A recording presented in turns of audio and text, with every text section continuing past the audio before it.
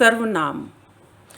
सर्वनाम की परिभाषा क्या है कि संज्ञा के स्थान पर प्रयोग किए जाने वाले शब्दों को सर्वनाम कहते हैं।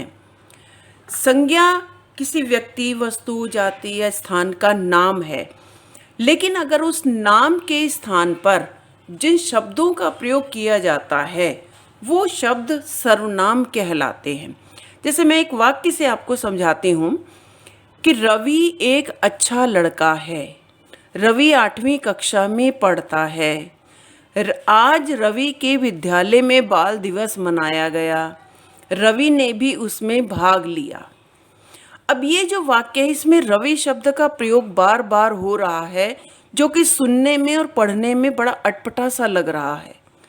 अगर हम इसको दूसरे रूप में लिखते हैं, शुद्ध रूप में, जो कि सुनने में और पढ़ने में अच्छा लगेगा, तो रवि एक अच्छा लड़का है।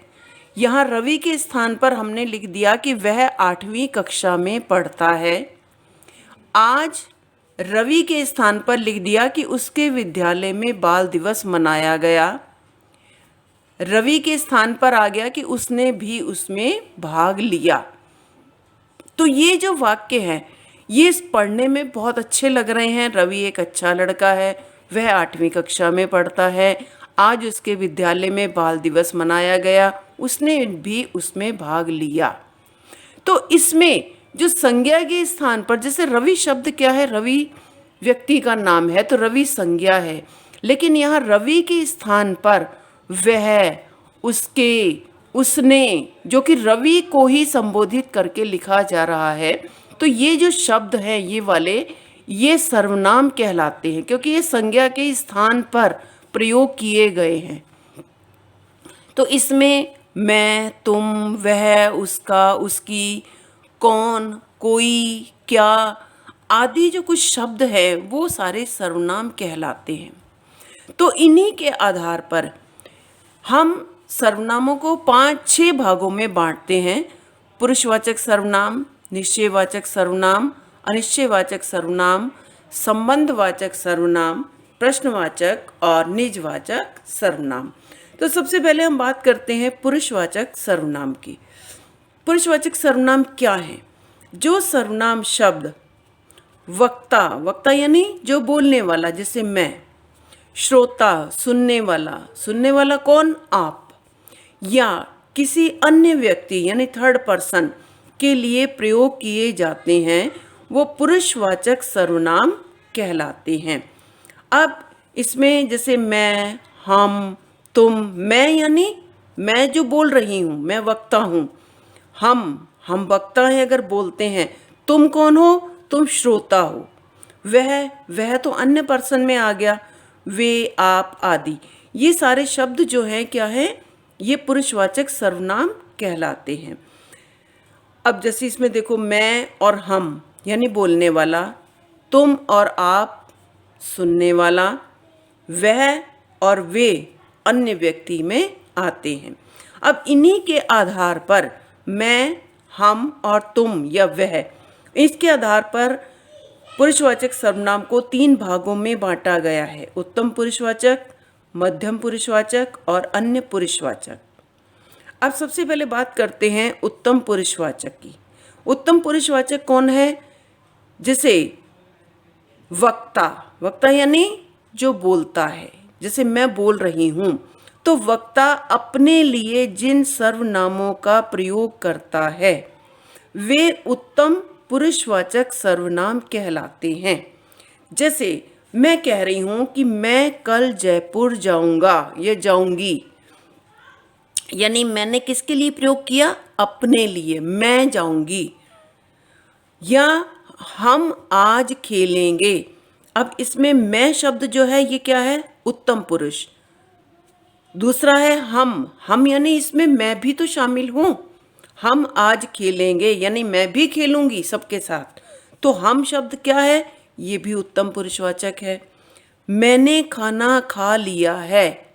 मैंने यानी मेरे लिए आया है, यानी मैं अपने लिए कह रही हूँ कि मैंने खाना खा लिया है। तो इसमें मैंने शब्द। हमने पाठ पढ़ लिया है। हम यानी कौन? हम सब जिसमें मैं भी शामिल हूँ। तो हमने पाठ पढ़ लिया है।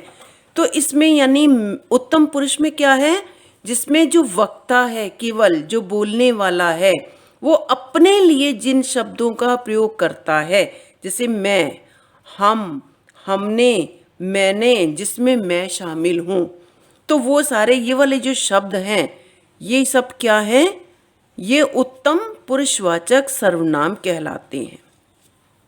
दूसरा है मध्यम पुरुषवाचक सर्वनाम। मध्यम यानी वक्ता जिन शब्दों का प्रयोग श्रोता के लिए करता है। श्रोता यानी जैसे मैं तो वक्ता हूं और आप कौन हो जो मेरी बात को सुन रहे हो, आप श्रोता हो। तो मैं जिन शब्दों का प्रयोग मैं आपके लिए करती हूं, वे मध्यम पुरुषवाचक सर्वनाम कहलाते हैं। जैसे मैं आपसे पूछ रही हूं कि तू क्या कर रहा है, या तू या तुम क्या कर रहे हो, या तू क्या कर रहा है। तो यानी मैं तुम्हारे साथ बात कर रही हूं, मैं तुमसे पूछ रही हूं। तो मैं तो वक्ता हूं और तुम कौन हो जो मेरी बात को सुन रहे हो, तुम श्रोता हो। तो वक्ता जिन शब्दों का प्रयोग श्रोता के लिए करता है वो मध्यम पुरुषवाचक। तू क्या कर रहा है, इसमें तू शब्द क्या है, मध्यम पुरुष है। तुम कब आओगे, यानी मैं पूछ रही हूं कि तुम कब आओगे, अब इसमें तुम क्या है, मध्यम पुरुष। आप आ जाओ, आप यानी सेकंड पर्सन, ये श्रोता के लिए है। आप मेरे सामने हो इसलिए मैं आपसे कह रही हूं कि आप आ जाओ, या आप मेरी बात को सुन रहे हो। तो मैं जिसमें मैं, हम, मैंने, हमने, यानी जिसमें मैं वक्ता, ये उत्तम पुरुष है। और तुम या तू या आप शब्द का जहां प्रयोग होता है वो मध्यम पुरुषवाचक है। तीसरा है अन्य पुरुषवाचक। अन्य यानी थर्ड पर्सन। थर्ड पर्सन कौन है, जो हम दोनों के बीच में, वक्ता और श्रोता के बीच में नहीं है, वो तीसरा कोई अन्य व्यक्ति, वो अन्य पुरुषवाचक में आता है। जैसे इसकी क्या डेफिनेशन है कि वक्ता यानी बोलने वाला जब किसी तीसरे व्यक्ति के बारे में बात करता है जो वहां उपस्थित नहीं होता है, तो वो अन्य पुरुषवाचक सर्वनाम कहलाता है। यानी जो थर्ड पर्सन है, थर्ड पर्सन के लिए अन्य पुरुषवाचक आता है। जैसे उदाहरण लेती हूं कि उसने तुम्हारे लिए उपहार भेजा है। उसने कौन, थर्ड पर्सन ने। तुम्हारे लिए, तुम मेरे लिए क्या हो, मैं तुमसे कह रही हूं कि उसने तुम्हारे लिए, यानी मैं, तुम और तीसरा व्यक्ति अन्य व्यक्ति हो गया उसने। तो उसने तुम्हारे लिए उपहार भेजा है, यानी उसने यहाँ पर क्या है, वो थर्ड पर्सन हो गया।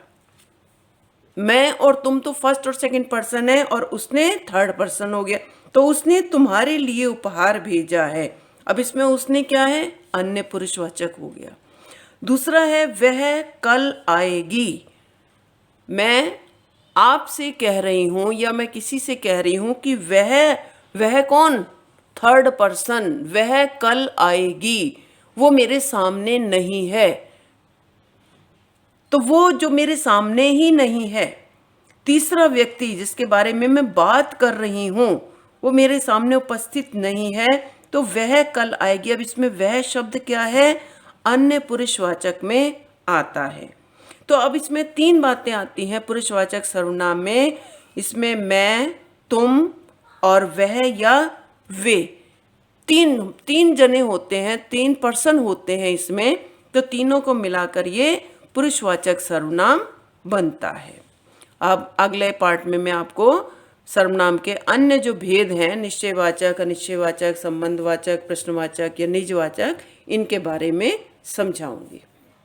लाइक, सब्सक्राइब और कमेंट जरूर करें।